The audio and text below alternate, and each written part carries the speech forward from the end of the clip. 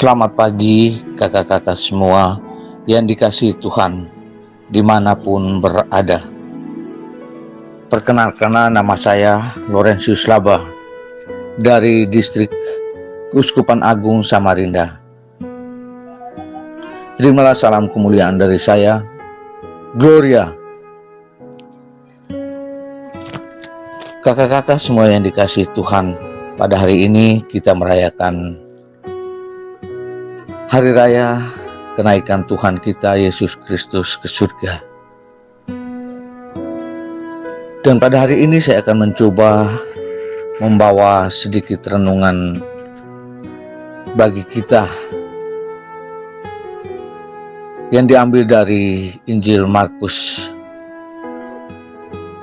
Semoga renungan yang akan saya bawakan dapat bermanfaat dalam kehidupan kita.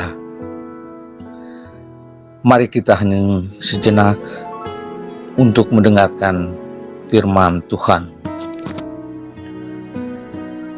Semoga Tuhan beserta kita sekarang dan selama-lamanya.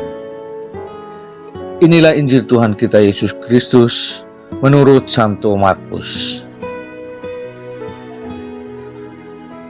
Markus bab 16 ayat 15 sampai 20. Pada suatu hari, Yesus yang bangkit dari antara orang mati menampakkan diri kepada ke-11 murid dan berkata kepada mereka, "Pergilah ke seluruh dunia, beritakanlah Injil kepada segala makhluk. Siapa yang percaya dan dibaptis akan diselamatkan. Tetapi siapa yang tidak percaya akan dihukum. Tanda-tanda ini akan menyertai orang-orang yang percaya. Mereka akan mengusir setan-setan demi namaku. Mereka akan berbicara dalam bahasa-bahasa yang baru bagi mereka. Mereka akan memegang ular, dan sekalipun mereka minum racun maut, mereka tidak akan mendapat celaka. Mereka akan meletakkan tangannya atas orang sakit, dan orang itu akan sembuh." Sesudah Tuhan Yesus berbicara demikian kepada mereka, terangkatlah ia ke surga, lalu duduk di sebelah kanan Allah. Mereka pun pergi memberitakan Injil ke segala penjuru, dan Tuhan turut bekerja dan meneguhkan firman itu dengan tanda-tanda yang menyertainya. Demikianlah Injil Tuhan. Terpujilah Kristus. Kakak-kakak semua yang dikasihi Tuhan, dimanapun berada, setelah kita mendengarkan firman Tuhan dari Injil Markus, saya akan mencoba membawa sedikit renungan bagi kita. Semoga renungan singkat ini dapat bermanfaat bagi kita semua dalam kehidupan kita. Kakak-kakak semua yang dikasihi Tuhan, amanat agung Yesus yang kita baca dan renungkan hari ini merupakan perintah kepada kita semua. Tugas kita di dunia adalah mewartakan kabar gembira kepada sesama manusia. Inilah hakikatnya panggilan kita sebagai gereja yang mewartakan kabar gembira kepada segala bangsa. Mewartakan kebaikan kepada segala bangsa tentang Yesus Kristus. Bagaimana amanat agung itu dilaksanakan?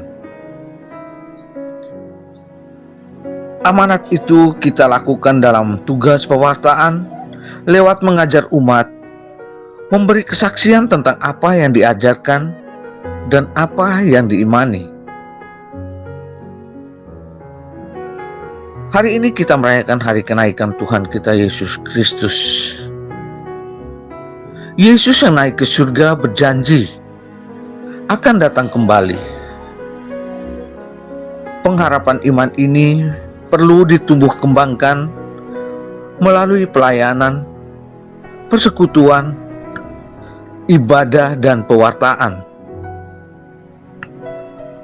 Inilah tradisi rasuli yang terus hidup dalam persekutuan para murid Yesus. Kepada setiap murid diberi anugerah Roh Kudus untuk membangun dan mengembangkan umat, untuk menyatukan dan mengantar umat kepada Tuhan, bukan sebaliknya. Inti dari kenaikan Tuhan adalah perpisahan yang meninggalkan berkat dan rasa sukacita yang meliputi semua murid.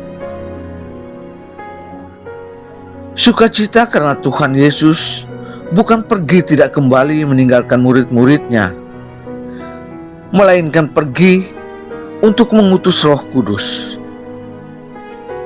Roh Kudus itulah yang dijanjikannya sehingga gerejanya bersukacita.